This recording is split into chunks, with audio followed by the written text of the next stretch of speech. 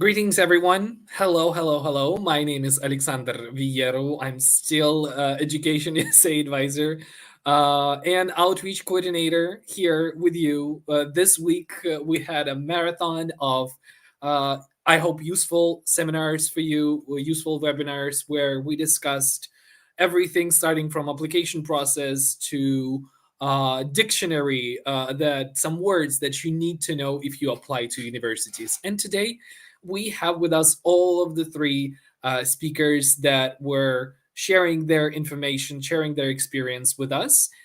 And they are here to answer our questions. So, before we will start, feel free to write down your questions in the comment section below. Everything that is related to education in the United States, we will try to answer. And if we don't know the answer, we will come back to you in a written form. So don't worry about that.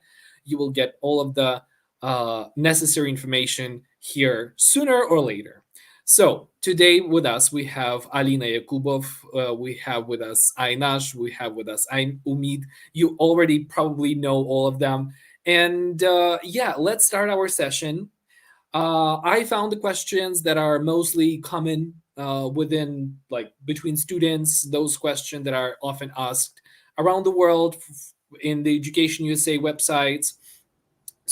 And today we're going to answer them. Okay, so let's start with question number one. So, how can a person determine which colleges or universities are the best fit for their academic and personal interests? If I'm not mistaken, Alina is ready to answer this question. Yeah, of course. Hello, everybody, and welcome to our today's session. We are very happy and excited that you are following us during this week. Stay tuned because we are preparing for you some more interesting sessions for next week. And I hope it's going to be also useful topics that will help you for your preparation for your application. Okay, so yeah, definitely that's one of the most frequent questions we get from our students, what they need to consider when they are choosing the college or university and how they choose the best fit. So I think, first of all, students would need to ask if that university has all the traits that he's looking for. Does the university offer the wide array of stimulating classes, or what he or she can do to contribute to this community or to campus life? So I think, first of all, I would say that as a student, you need to understand how much flexibility you want and whether the curriculum is aligned with your interest. Then another critical aspect would be the academic, and if the teaching methodology of university is okay for you.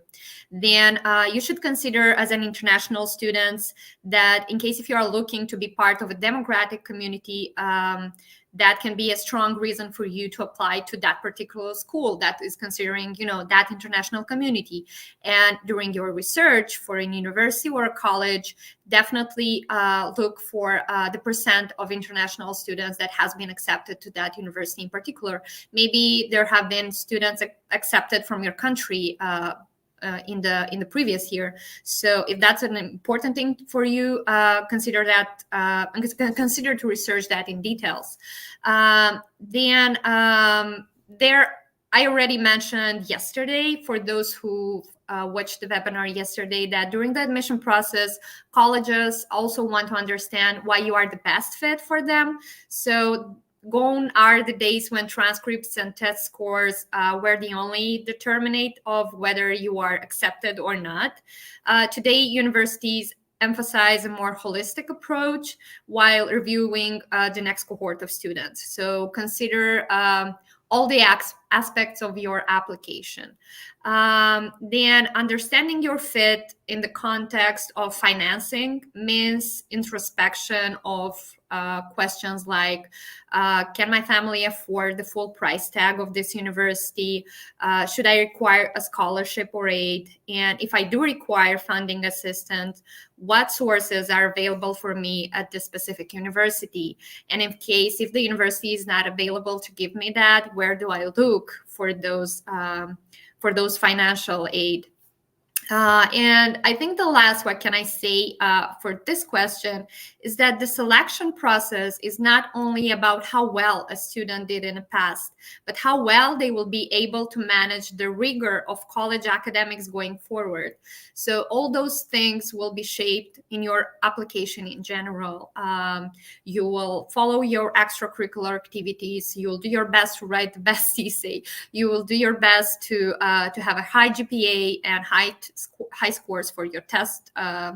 For your tests for English proficiency. So yes, there are a lot of things you need to consider definitely during the research stage. But I've tried to mention those who are kind of the major ones. Thank you, Alina, very much. Once again, everyone who is having any other questions that rather than those that I prepared, feel free to write them in the comment section. Okay, we're going to our next question. What are some strategies for securing financial aid or scholarship to fund the education in the United States? This question goes to Aynash. Thank you very much, Sasha. And again, hello everybody, and welcome to our not final, but for this week final session according to our webinars. And on this question, we had a great webinar, I think on Tuesday with Alexander.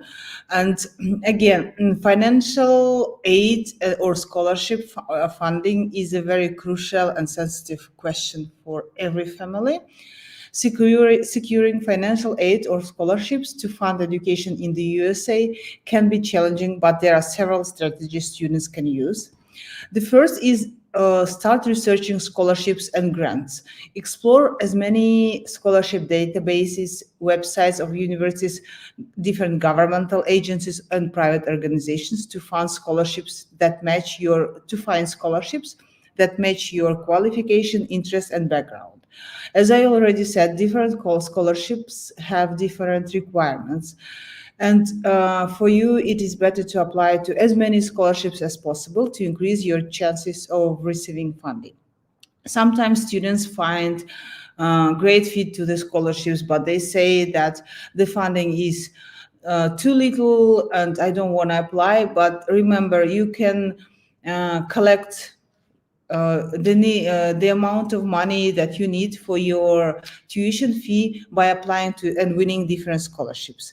Next is apply for financial aid. Financial aid opportunities are written on the website of the university, and you can apply to the financial aid not only by applying to the university, filling the application. Sometimes the application for financial need is different, and it usually has different deadlines. So be patient and be attentive to the details and read when the financial aid is due, and read what supplementary documents you need for the financial aid.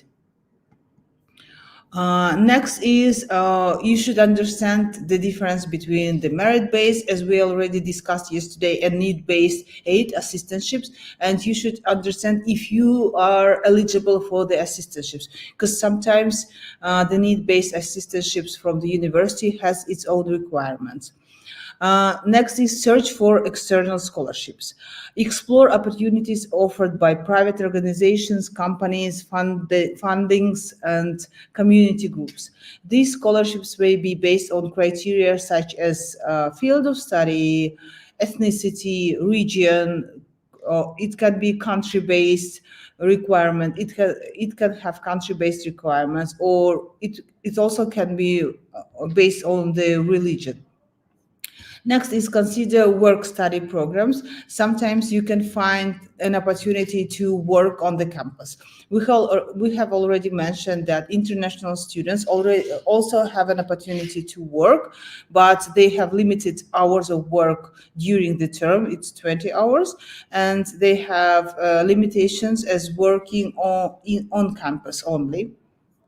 Next is research international scholarships and maintain good academic standing, because good academic standing is the key for your scholarship opportunity. So you may have more opportunity to win scholarships if you will have good GPAs, extracurricular activities, and different honors. Start as early as possible and stay organized, because as I have already mentioned, sometimes the deadlines differ, and missing the deadlines means missing an opportunity for funding your studies at US. And the last thing I wanted to mention here is seeking for the guidelines or seeking for advice, because sometimes some tips and trips that counselors and education advisors have may help you finding a good fit scholarship for yourself and for your studies at the US. So I think I have mentioned shortly, but I have mentioned everything.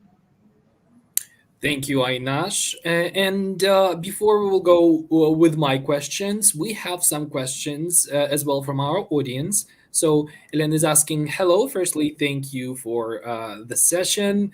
Thank you as well, Ellen. And I want to ask if I need to take SAT with English proficiency test.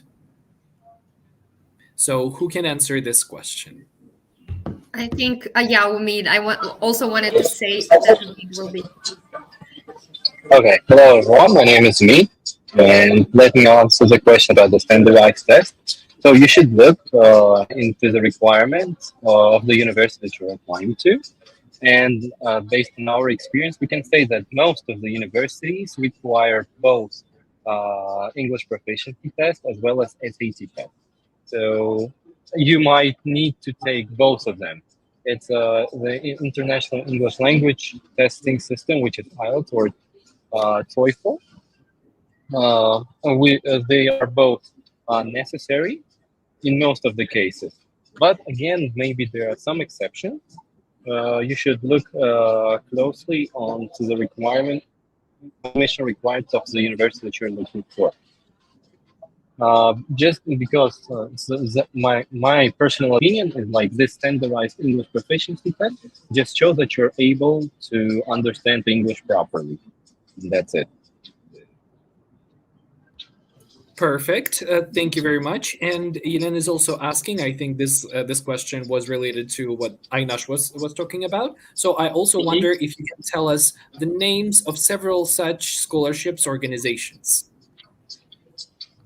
Well, it depends on first of all on what kind of what level of education you're applying. If it's an undergraduate or it's a graduate like master's or PhD. So one of the most famous US organizations, Fulbright. There's like also a Humphrey and many others. And also there are government project, maybe from your local government that provides you a full tuition or part tuition. So it depends a lot on the country and region that where you're applying from. Perfect. So one of the two popular are Fulbright and Humphrey. Perfect. Does anyone has something to add to this, or we are good and we can go with further with our questions? Okay, all good. So we are going forward with the next question, and since Umid started answering the questions, let's go and ask him one more question. So, are there any recent changes or updates to the college application process that students should be aware of? Yeah, just wanted to answer, continuing answer to Eileen's question. So nowadays, universities have recognized that standardized tests not always tell like the success rate of the student, and some of the universities are shifting from standardized tests to overall picture of an applicant. So that means a person should put more emphasis and more focus on his personal essay or the questions that are provided by the admission requirement of some universities. Secondly, I want to talk about the one of the most important and the tool that has already became a daily part of our life is ChatGPT. So when you are using ChatGPT for your application, you should be aware of the fact that the admission committee also knows how to use it. and you need to write your and finish your application based on your knowledge. Because if you're going to look like an artificial intelligence, people who see the more than thousands of applications every day, they already have an eye for the applications that are generated by ChatGPT. And once again, you should put more emphasis on writing your essays by yourself. So it is okay that you may have some mistakes, but it doesn't have to be perfect. It has to be about you. So the admission committee has a better picture of who is applying to university. Perfect. Thank you, Meet, so much. We also have one more question in our comment section. So David is asking, hello, is it better to apply at early decision? And what are pros of it? So whoever can answer, please unmute yourself and please. I think I can answer this question. Yes. So, as we have mentioned yesterday during our webinar on terminology, early decision or early action means that you are applying to the university earlier than the regular rolling period. But early decision is great when you have chosen already a top university for your fit, the best fit university, and you have chosen the major that you are applying. Because when you get the offer from the university, you have to accept it. So the pros of applying early decision is that you are applying earlier than other applicants and you are showing a great interest to the university and to the program. It means that you are more motivated to apply to their university. Cons of this application is that after you get an offer, you 100% need to accept an offer, even though you will feel not very you will not feel okay about the financial opportunities, financing. Still you have to accept the offer. Thank you very much. Yes, thank you very much. So let's go forward. Once again, I encourage you, everyone, thank you for your questions and feel free to ask more. So we are going forward. We are going back to Alina, and I have a question for you, Alina. What are some of the common mistakes students make in their college application essays, and how can it be avoided? I think that's a question, and we should definitely design a webinar for this topic because Maybe a there good are a idea. lot. Yes, and I hope that next week we will talk more about that. I will just do a brief intro into your essay application, and definitely one of the big suggestion that I can make to all the students which are now in the process of writing their essay is to start early. So start working on your college application essay early, because that way you'll have time to write and revise your essay well before the application. So and oftentimes the reason writing the college essay is so difficult is because the student doesn't spend enough time on picking the right topic before they start writing their essay. So students look at the common app essay prompts to generate ideas, and then they choose a topic that they don't spend a lot of time thinking of it. And a bad topic show the admission officers that you don't have a good sense of judgment or maturity. So allow yourself time to think about the topic. And the main subject of your college essay should be you, your background, and your future. And sometimes writing about someone or something else might well make a great essay, but not for this context. So admission officers are looking for the ability to be resilient, active, optimistic approach of life.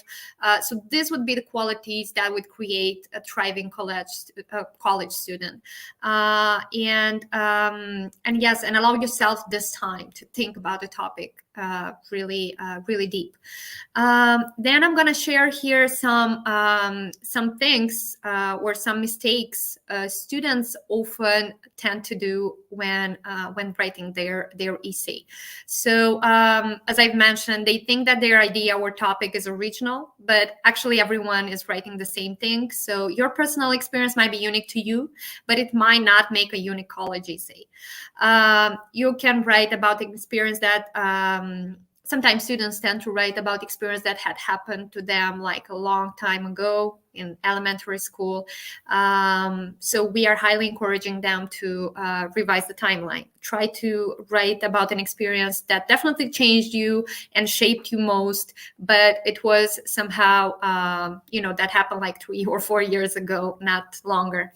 Then someone tend to write the essay too personal. They write too much details about their illness, disability, or vulnerability. So try to avoid that, because that's a really sensitive line. Then a lot of students do the failure to proofread. That's very often that we can see very often. So they are going over the word limit. They are repeating the same word or sentence. They have grammatical mistakes, punctuation flubs, weird font, paragraph spacing issues. So please pay attention to to the instructions that you should consider when writing your essay. Then the essay can be too cliched or boring. So sometimes student tends to transcribe their resume into sentence form, or writing about the main activity on their transcript. They can write about sports or offering idea how to fix the world. So definitely it's good to bring in your essay and to shape in your essay what you find is going to be, your your meaning in this world and how you can contribute to the community. But try not to do this, try not to bring this idea like a general one.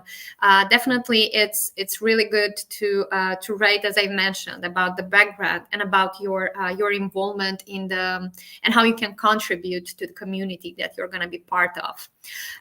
Sometimes students use also to start with a famous quotation. And also admission officers are not really impressed by that, because it feels like you are handing the keys over to that author and asking them to drive. So in this case, you also need to be really creative.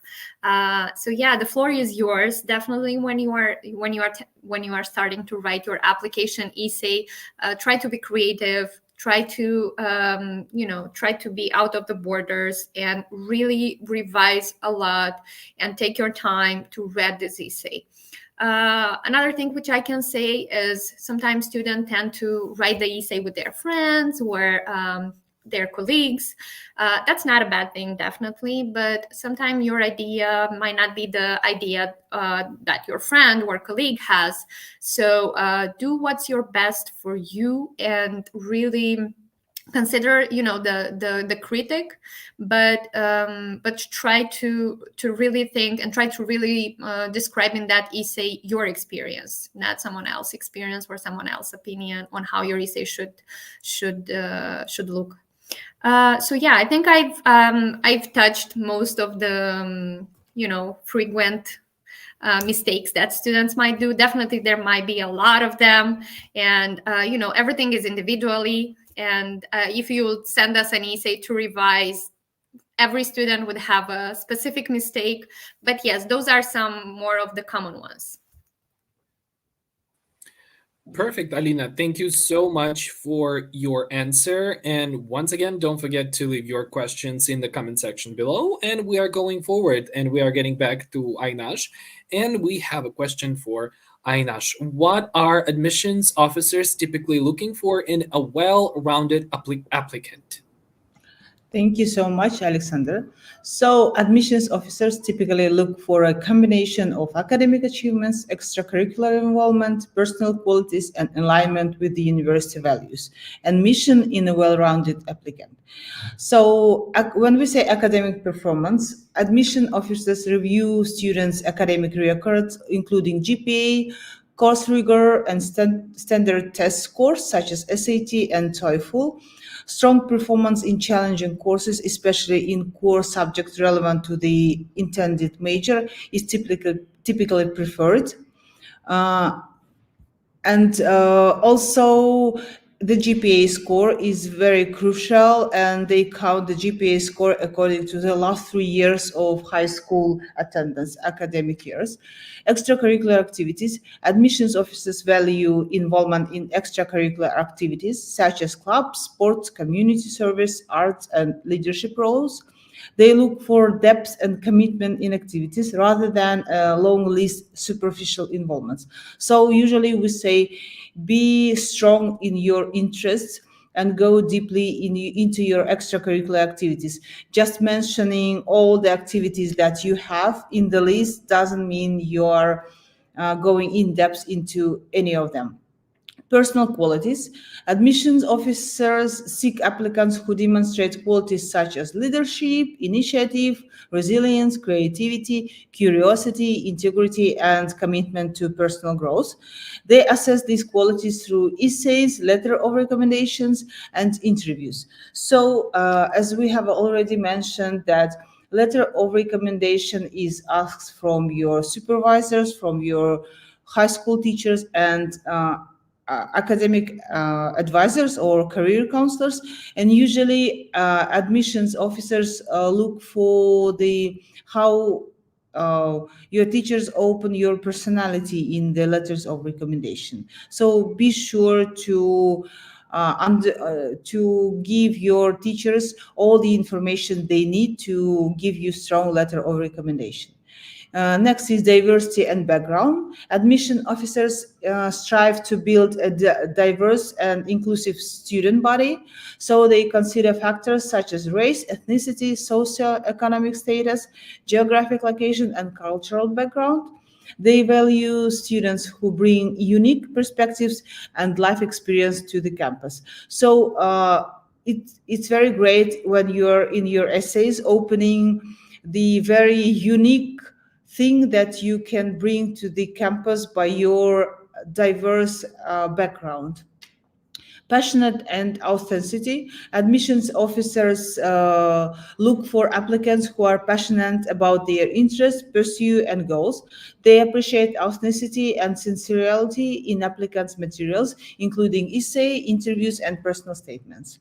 Fit to the university or institution.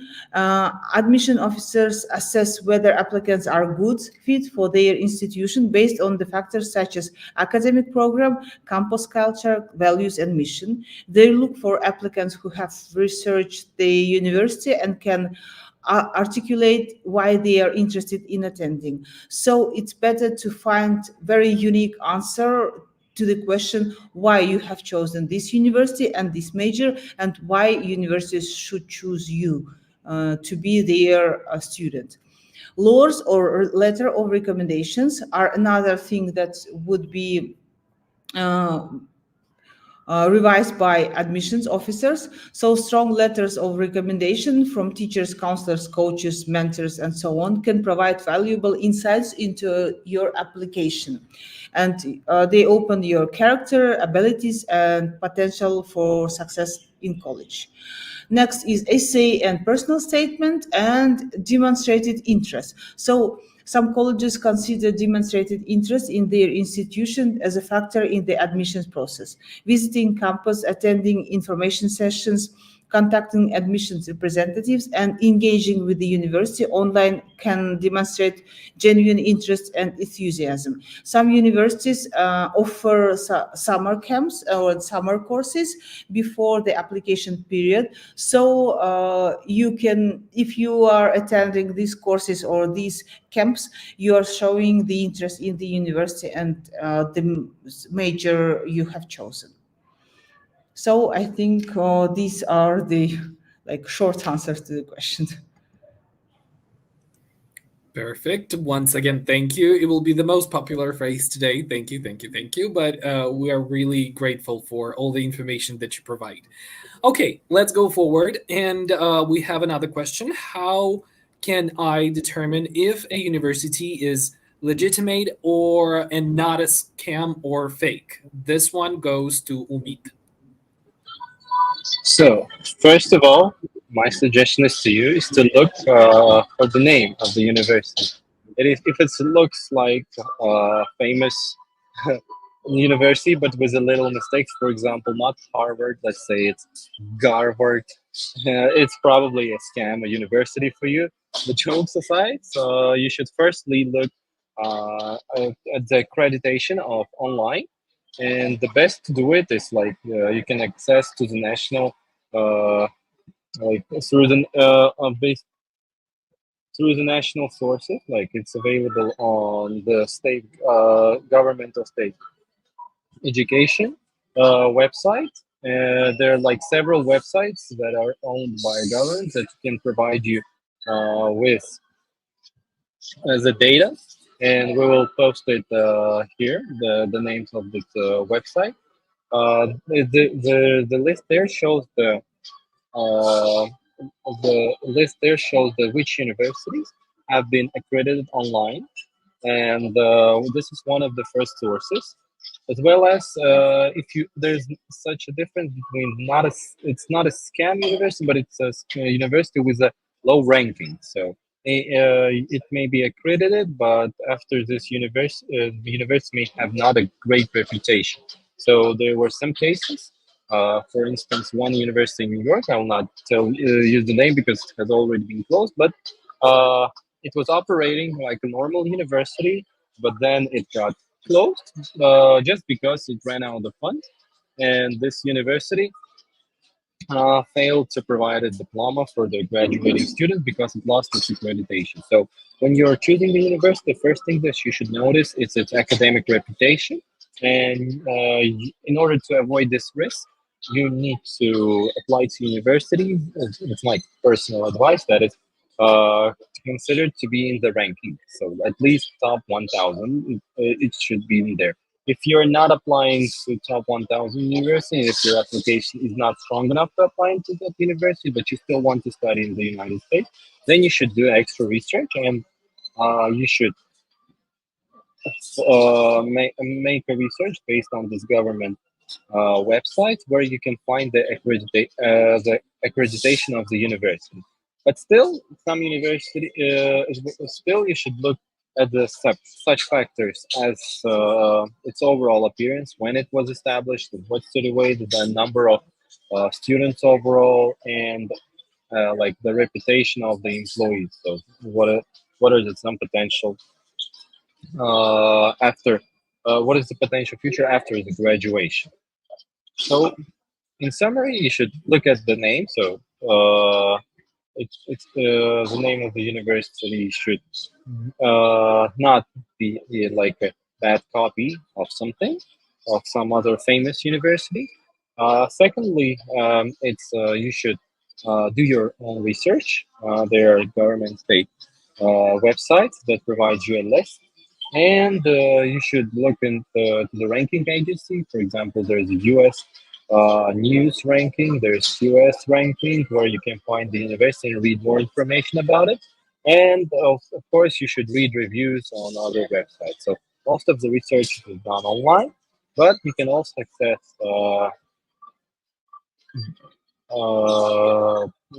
access your counselor or advisor if you're not sure about the university, and you can seek advice from us as well.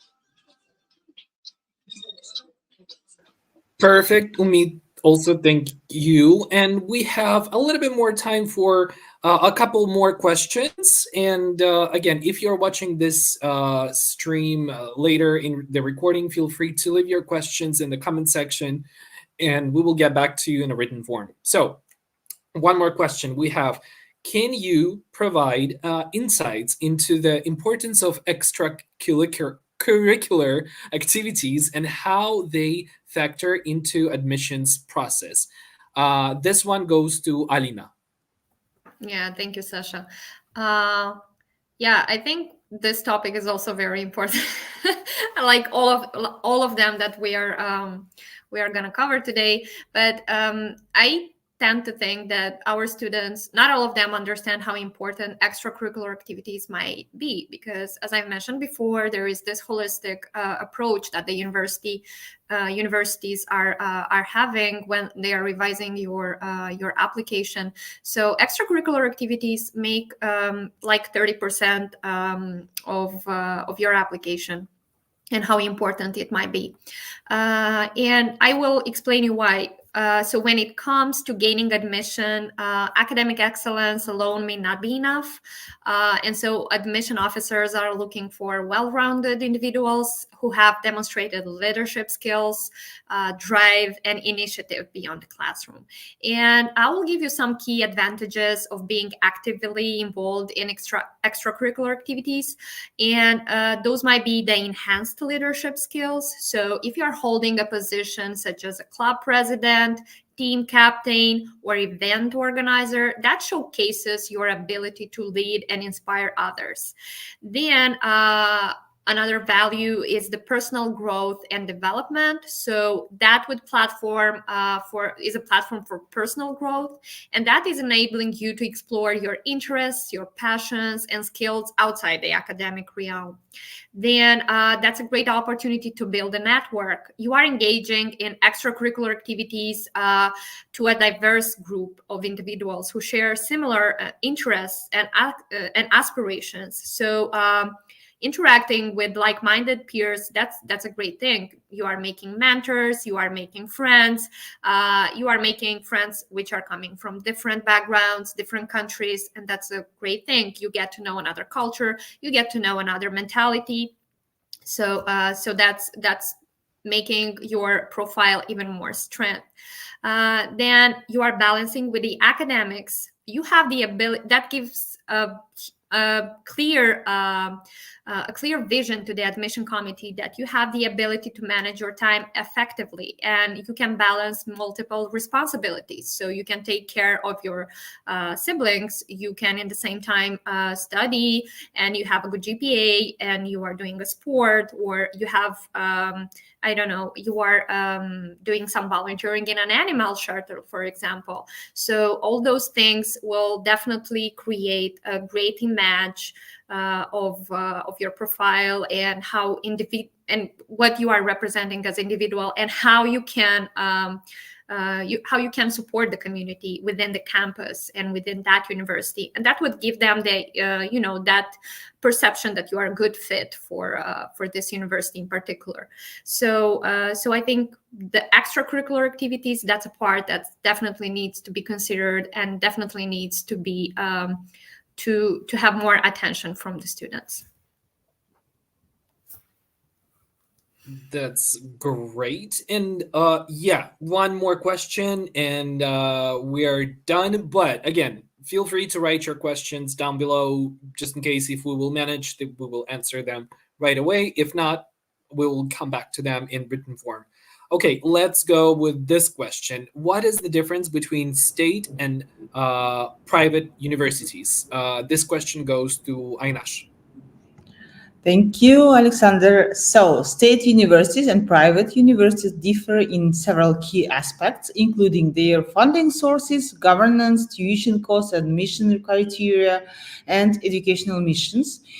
So, funding source. State universities receive funding from state governments. These institutions may also receive federal funding and private donations.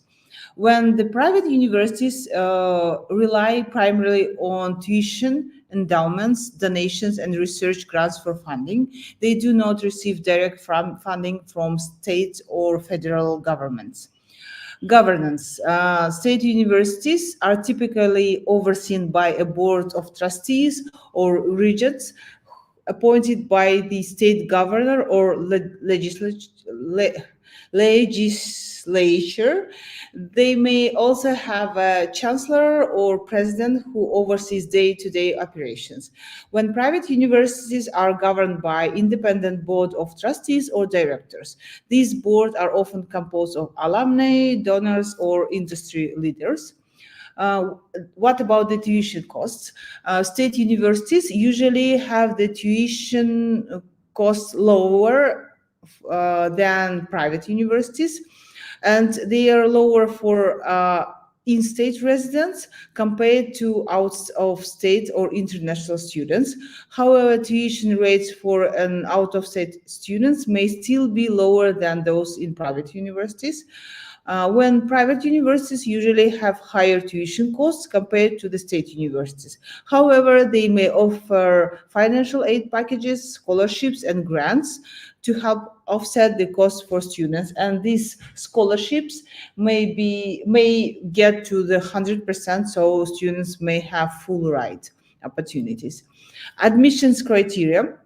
State universities often admit a higher percentage of applicants compared to private universities.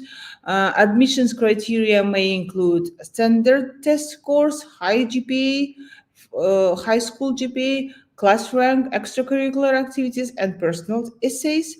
When private universities tend to have more selective admissions process, they admit a smaller percentage of applicants, and also the criteria sometimes resemble looks like state universities, but often have higher academic standards. Educational mission. State universities typically focus on providing accessible higher education to broad range of students within the state.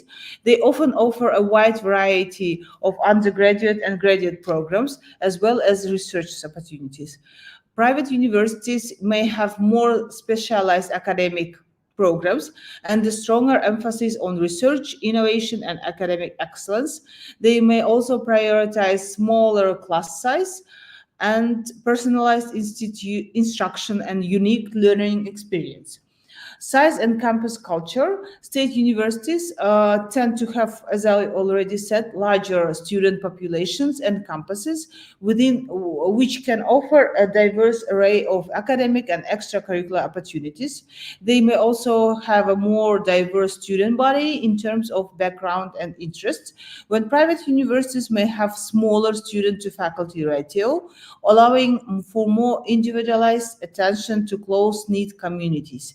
So they may also have a distinct campus culture, traditions shaped by their history and values. Overall, both state and private universities play important role in higher education at United States, offering students different options and opportunities based on their individual needs, preference, and goals. Thank you. Thank you as well, Ainash. We have some questions in the chat. So one of the question is, I know the answer. So can you please have a session for those applying for visa interview? Visa interview is such an individual thing, and we basically don't provide that much information about visa. So for this, you need to contact the embassy, probably most of the times. So yeah, correct me, advisors, colleagues, if I'm wrong, but probably we don't have enough information on visa aspect, right? Yeah, definitely. I think in this case, it's better to go on the website of the US Embassy in your country. There you will find a lot of details about the application process, about how much it costs and where you can get it. So yes, and if you'll have additional question, you can definitely write them an email. They will do their best to answer you as soon as possible. Exactly. And we have one more question from David. What are possibilities of getting significant scholarship as an international student for bachelor's? I think Ainash touched a little bit on that in her answer, but anyone who can answer this, please unmute yourself and answer this question. I think every one of us can add something. Yeah, we meet over. Yeah, we meet. Go on. Yeah. So there are different types of scholarships. So one of the most popular one is a merit-based scholarship. So if you want to get a significant scholarship, you need to apply for a particular university. So my suggestion for you is to apply to top-ranked universities, because if they get a student admitted, in most of the cases they will cover most of the tuition fee and even your living expenses, because for them it is important not the financial background of student, but his intellectual capabilities. And if your application has the qualities of a student that is to be admitted, then you will most likely receive a scholarship. Again, you should do the first step is to research your options and choose the university that is right for you and which can offer a financial aid.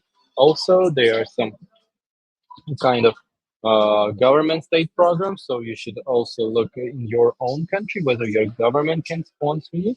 And there are other scholarships that are not direct with that whose funding does not come directly from university, but there are still some organizations which offer scholarship. First of all, you need to have a very strong academic background. You need to have again extracurricular activities done that shows that you are the person. It's like in simple words, it's like an investment. So when they are investing money, to you, they should get some kind of feedback, not in terms of money, but in the contribution of on what kind of contribution will you make towards society. Yes. Thank you very much, Umid. And yeah, I think we had enough time for answering questions. I'm sure there will be more questions even later, and we might come back with the same session. We'll see how it goes. And thank you all for those who have been with us online and those who will write us questions maybe later. Feel free to do so in the comment section below. And if we will get a lot of questions there, we will have another one session where we will answer those specific questions from you. So, dear advisors, thank you very much for your time. Thank you, Alina, Aynash, Umid. You did a great job. And this week was, I hope, very productive, not only for us, but also for those who were with us online. And I think we will come back next week. But again, feel free to leave your questions in the comment section below. And no matter if we're online or not, we will just answer you in a written form if you haven't managed to do this right now. Okay, for now, I think it's time for us to say goodbye for now, for this week. It's weekend ahead of us, and we need to relax, we need to chill, and we need to get some more energy to answer more of your questions. Okay, thank you all very much. And yeah, goodbye. Bye-bye. Bye, guys.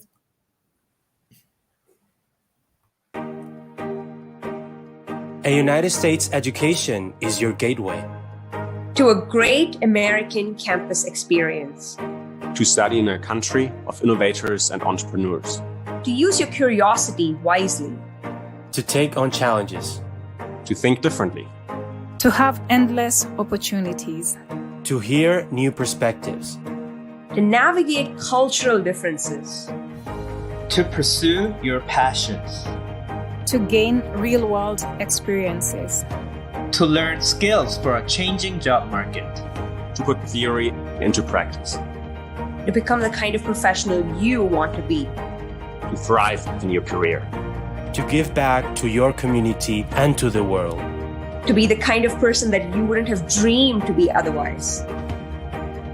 Come study. Come study. Come study. Come study in the United States.